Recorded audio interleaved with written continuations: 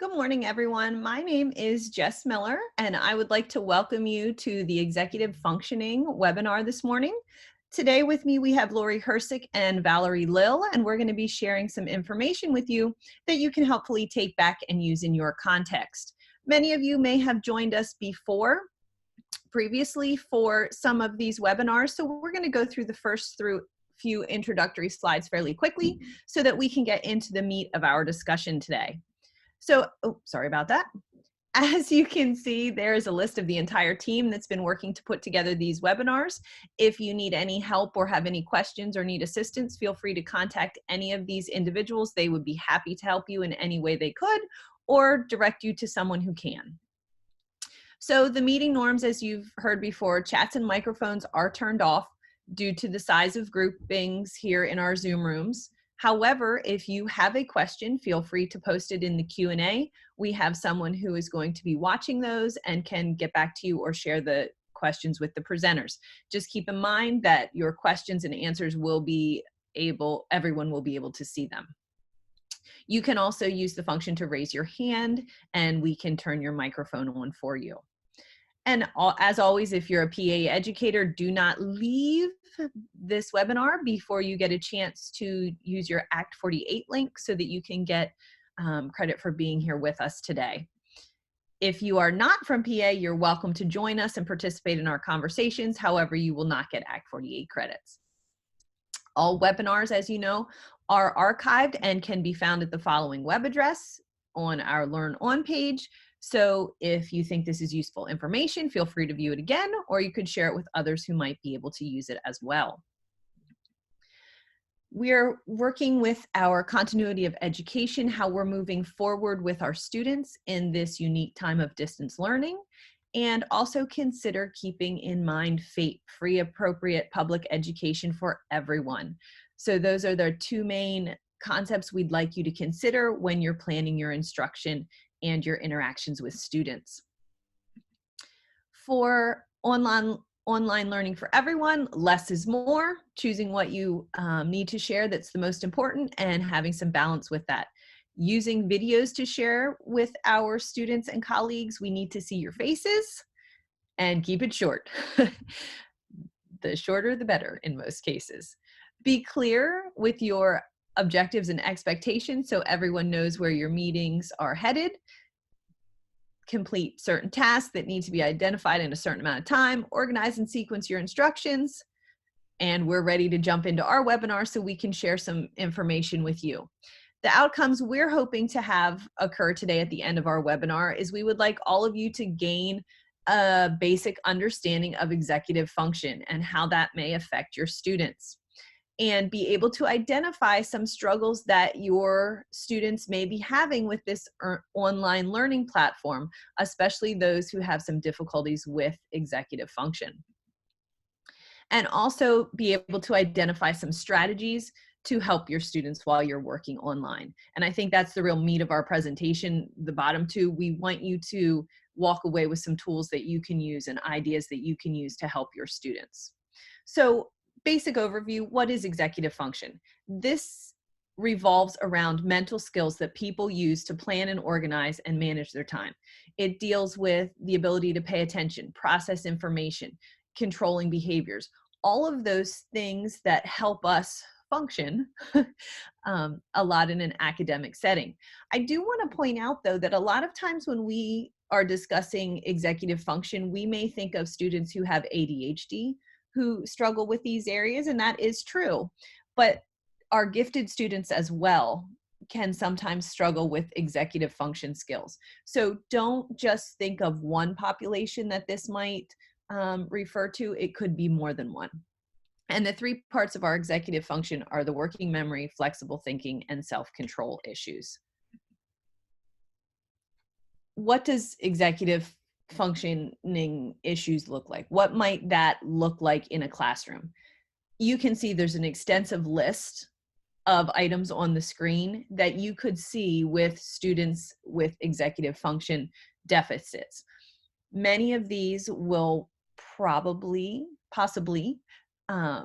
be increasing now that they're in a different learning environment.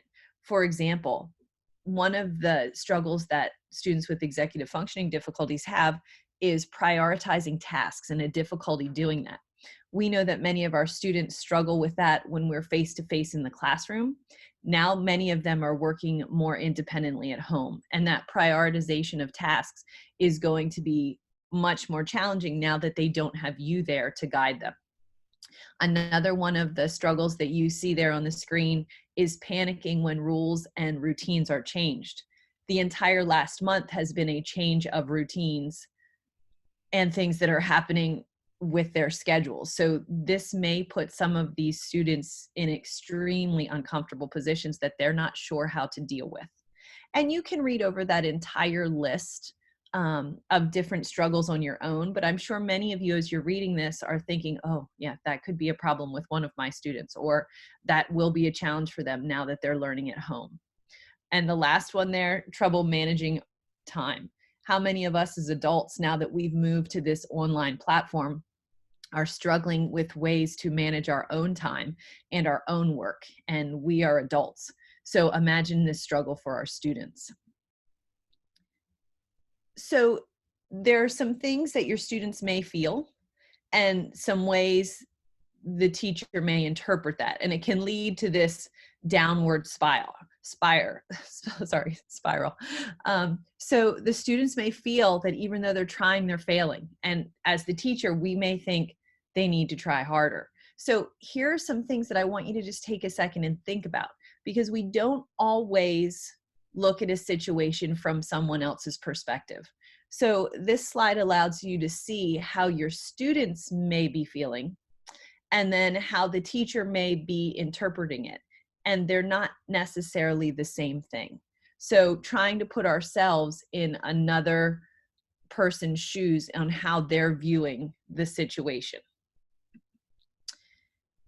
And then how can we support these students who have executive functioning deficits to be successful at home?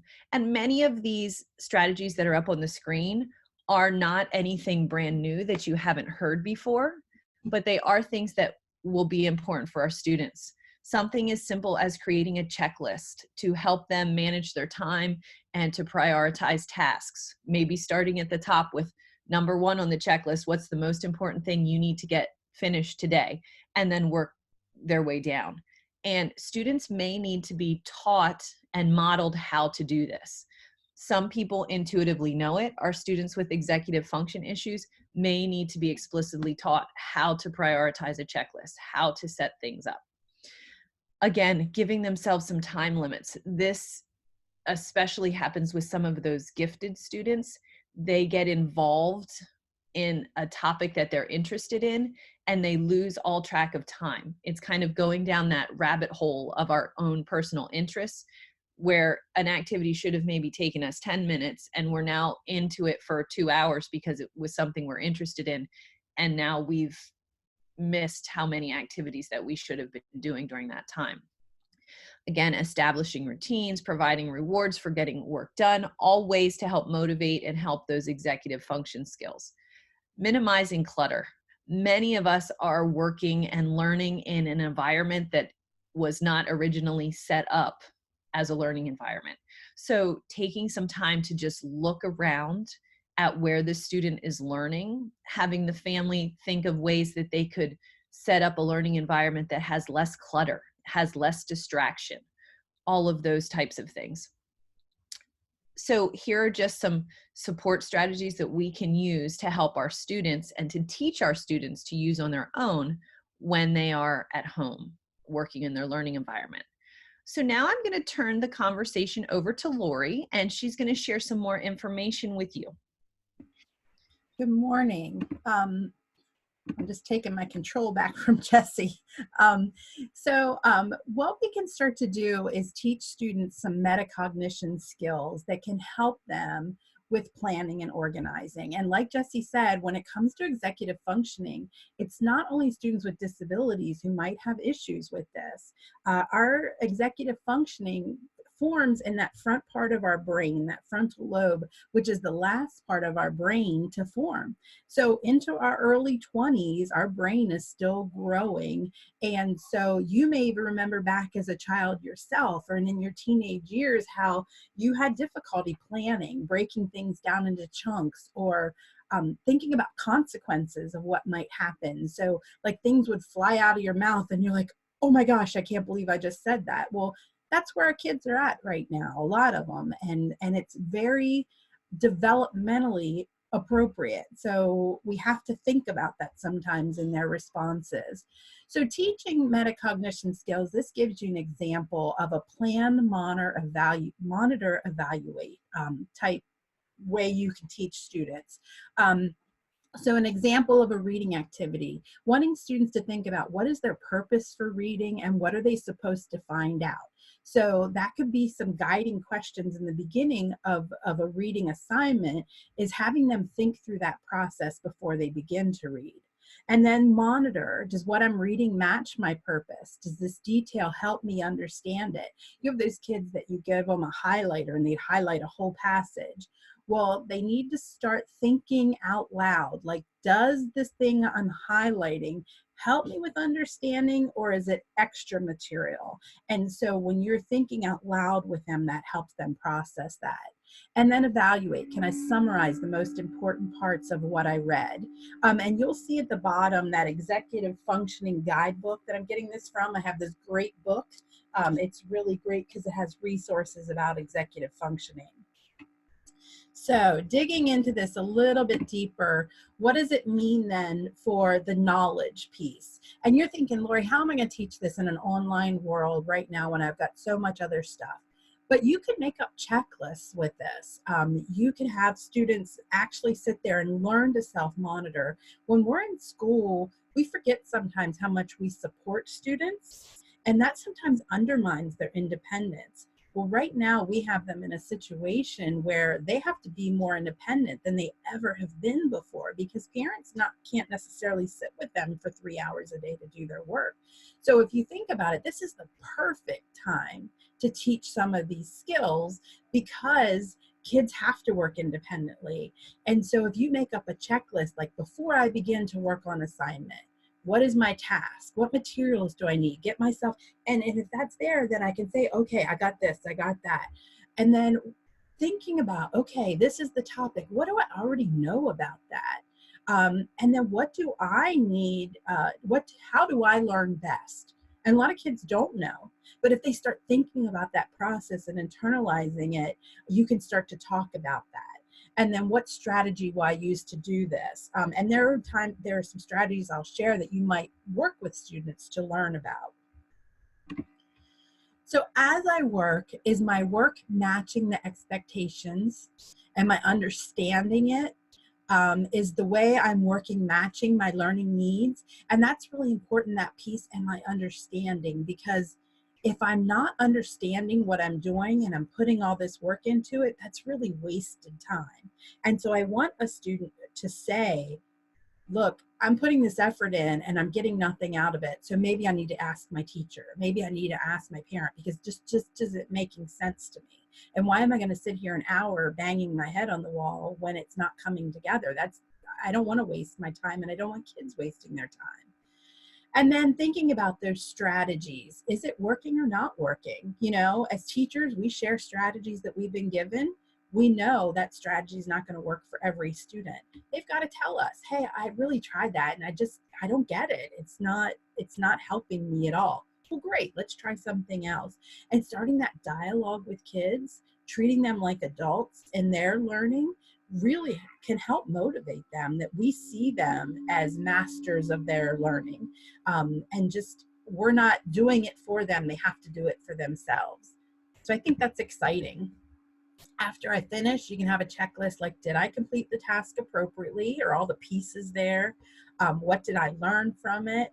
How will that knowledge help me in the future? Kids always say, why do I have to take this class? We'll talk about it. This is why. This is what you learn from that and how it's going to translate into your future.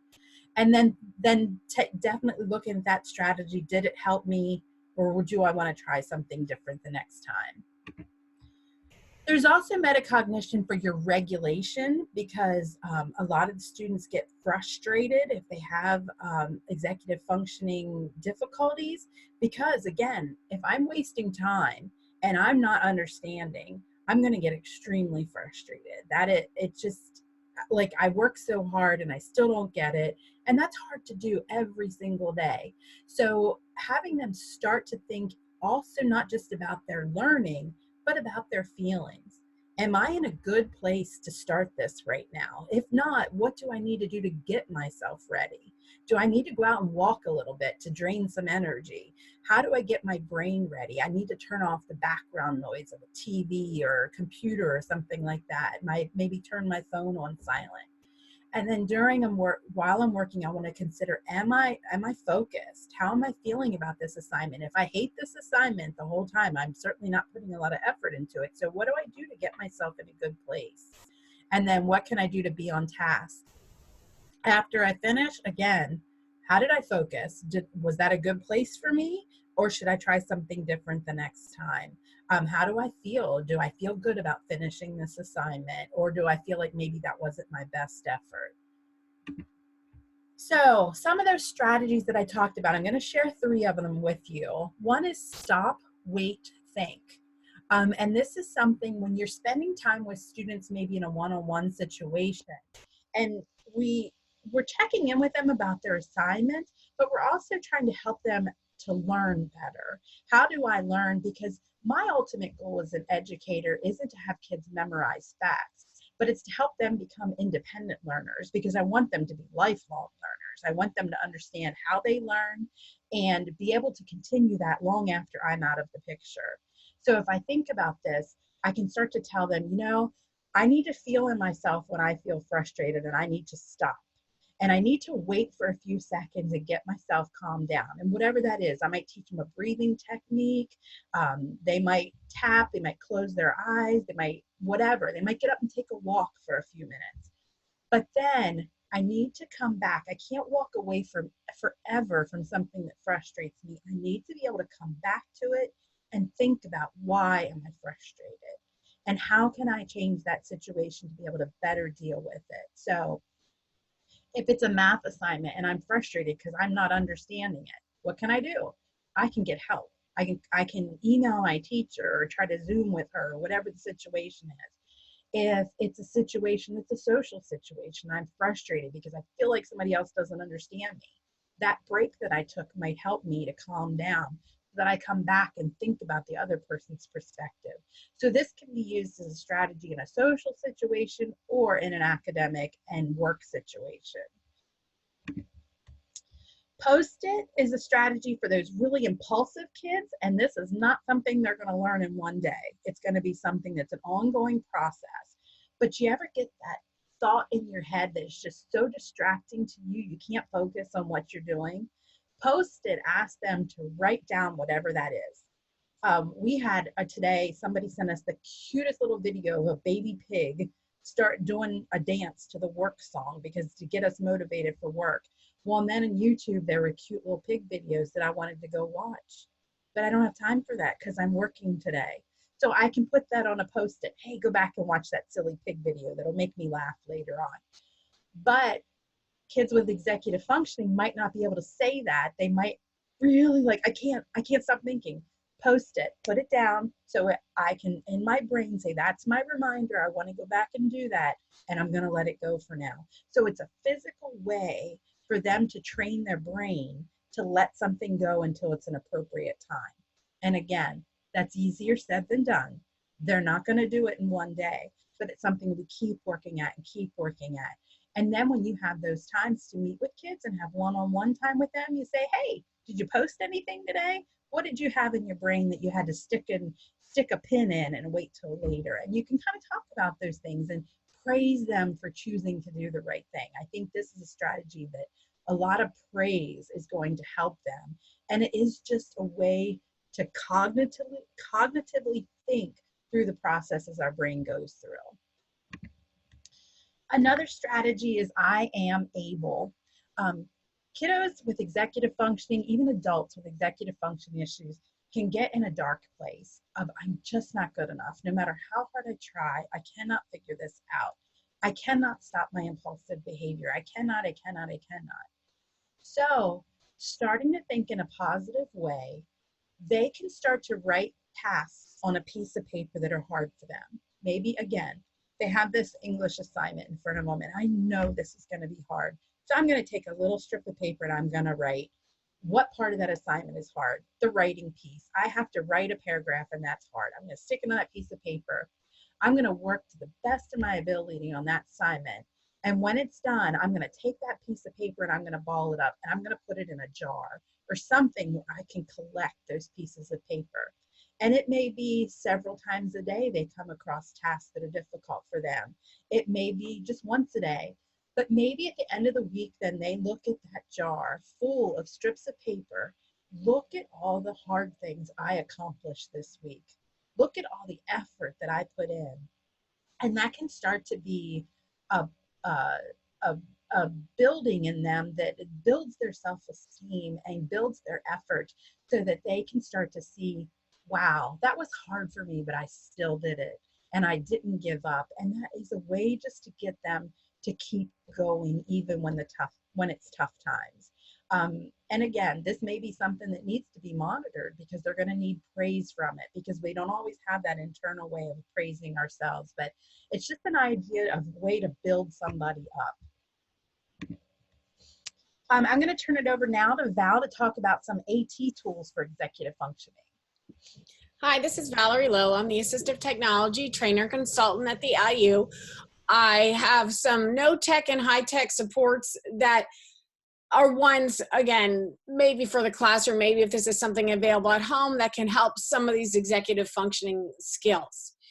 So under no-tech supports, if these things are available at home, noise blocking headphones or even just headphones, something, because there's obviously a lot of distractions in the home setting that may be more than you have in the school setting. For example, you have multiple kids in the background and a baby crying, dogs barking, those kind of things. Fidgets, again, trying to kids with executive functioning skills, sitting in front of a computer all day just for any period of time can be difficult. Maybe giving them something to fidget with in their hands to help them stay better on task. And fidgets, I'm a fidgeter. Paper clips, pens, pencils, or things I hold in my hand. If you have Play-Doh, something squishy, stress balls, all those kind of things. I'm always unbending and unbending paper clips because I'm a fidgeter. I did want to talk to you a little bit about some high-tech supports. It depends on what kind of technology the kids have at home as if they can use these. Some of them are available, some are not, depend on different operating systems. Some of these are for they're Chrome apps and extensions. I did do a training on installing and using Chrome apps and extensions, and you can find that in our webinar archive. So that just may be something you want to refer to. Decluttered web pages. We know kids and adults can get really distracted by web pages. Turn off the lights for YouTube is a great one. These are Chrome extensions.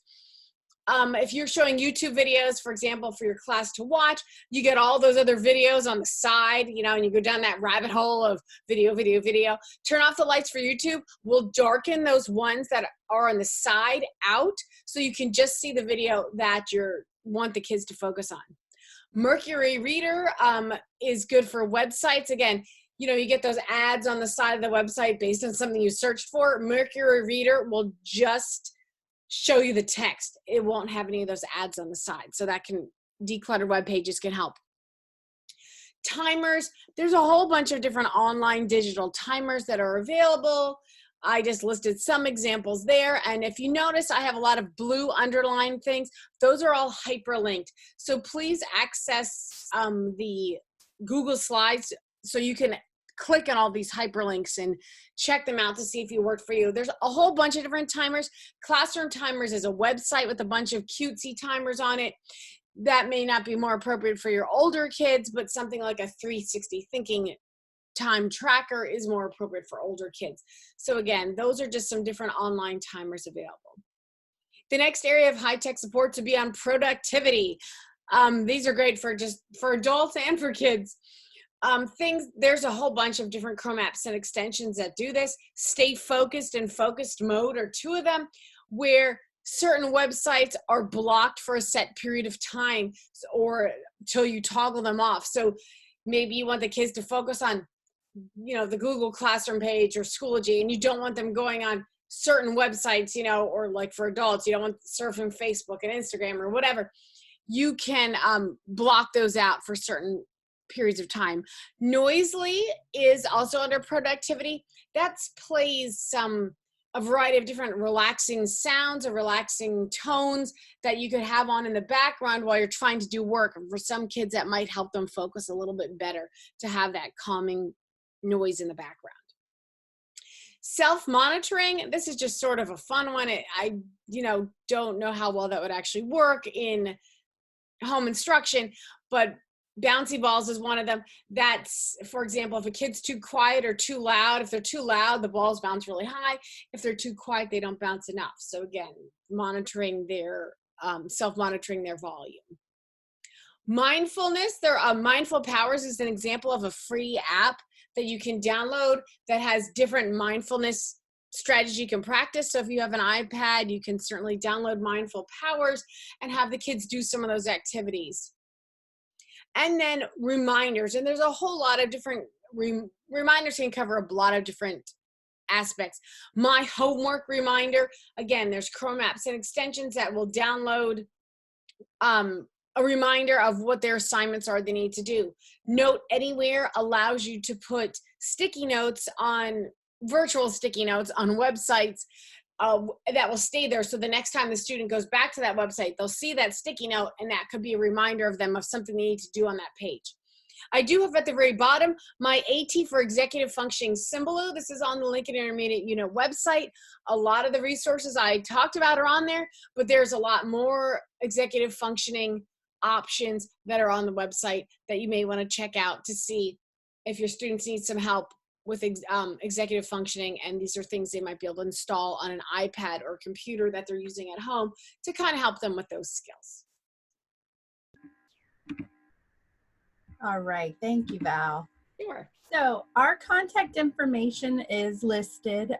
We tried to give you a really quick overview for executive functioning. This is something we plan to do a full day training on next year because it affects so many students, especially teenagers. And when we get frustrated with them, we have to remember brain development wise where they're coming from. So please, if you're interested, watch the LIU website next year for more information. As we continue on, don't forget about the LearnOn website. All the previous webinars have been recorded and shared on there. We ask that before you, after we're finished, if you could go to the web eval and give us some feedback on how we did and what more information you would like. And then again, don't forget to do your Act 48 so that you get credit for attending our session. Were there any questions at all?